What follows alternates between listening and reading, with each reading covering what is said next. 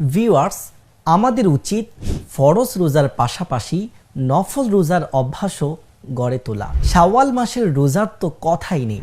আমাদের প্রিয় নবী সাল্লাল্লাহু আলাইহি ওয়াসাল্লামার পবিত্র হাদিস থেকে জানা যায় যে ব্যক্তি রমজান, শাওয়াল, বুধবার এবং বৃহস্পতিবার রোজা রাখে তাকে জান্নাতে প্রবেশের সুসংবাদ দেওয়া হয়েছে।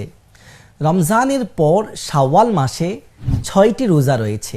এই ব্যাপারেও হাদিসে মুবারকায় ইরশাদ হয়েছে যে যদি কোনো ব্যক্তি শাওয়াল মাসে 6টি রোজা রাখে তবে তার জন্য অসংখ্য সওয়াব ও প্রতিদানের সুসংবাদ রয়েছে। আসুন শাওয়ালের রোজা সংক্রান্ত দুটি হাদিস শ্রবণ করি। এক, যে ব্যক্তি রমজানের রোজা রাখলো তারপর শাওয়ালের 6 দিন রোজা রাখলো সে গুনাহ থেকে এমনভাবে বের হয়ে গেল যেন আজই সে মায়ের গর্ভ থেকে জন্মগ্রহণ করেছে। 2, যে ব্যক্তি রমজানের রোজা রাখলো এরপর শাওয়ালের 6টি রোজা রাখলো সে যেন সারা জীবন রোজা রাখলো। সুবহানাল্লাহ। শাওয়াল মাসের 6টি রোজার কত চমৎকার ফজিলতের কথা উল্লেখ হয়েছে। এখন প্রশ্ন হলো শাওয়ালের 6 রোজা কখন রাখবেন? এই প্রসঙ্গে আল্লামা মাওলানা মুহাম্মদ মুফতি আমজাদ আলী আজমি রহমাতুল্লাহি তাআলা আলাই বলেন, উত্তম হলো এই রোজাগুলো আলাদা আলাদা অর্থাৎ মাঝে মাঝে বিরতি দিয়ে রাখা। তবে ঈদের পর ধারাবাহিকভাবে 6 দিন একসাথেও রেখে নিলে তাতেও কোনো অসুবিধা নেই।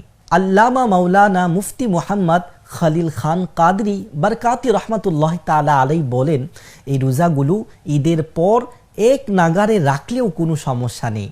তবে উত্তম হলো আলাদা আলাদা অর্থাৎ মাঝে মাঝে বিরতি দিয়ে রাখা, অর্থাৎ প্রতি সপ্তাহে 2টি রোজা রাখা। আর ঈদুল ফিতরের দ্বিতীয় দিনে একটি রোজা রেখে পুরো মাসের মধ্যে বাকি রোজাগুলো রাখা আরও উত্তম মনে হয়। সার কথা, ঈদুল ফিতরের দিন ছাড়া শাওয়াল মাসের যে কোনো সময় এই শাওয়ালের 6টি রোজা রাখা যেতে পারে। মনে রাখতে হবে ঈদের দিন রোজা রাখা হারাম। আল্লাহ তাআলা আমাদের এই ফজিলতপূর্ণ 6টি রোজা রাখার তৌফিক দান করুন।